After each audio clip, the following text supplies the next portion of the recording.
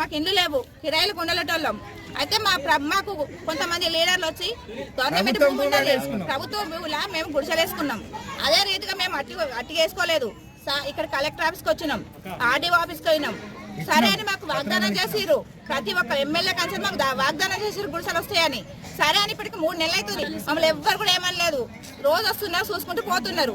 కానీ ఈ రోజు ఆడళ్ళు పండుకున్నప్పుడు ఈడ్చుకొని ఆడలని ఇట్లా ఈడ్చుకొని పోతే మేము ఆడలే కాదా సార్?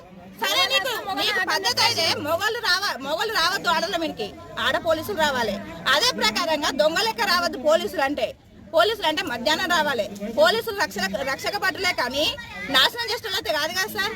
ఆడలను తీసుకుపోయి ఇప్పటికీ ఆడలను చూపించలేదు. వాళ్ళని కిడ్నాప్ చేసిర్రా, రేప్ చేసిర్రా, వాళ్ళని చంపిర్రా, నాకే విషయం తెలియదు.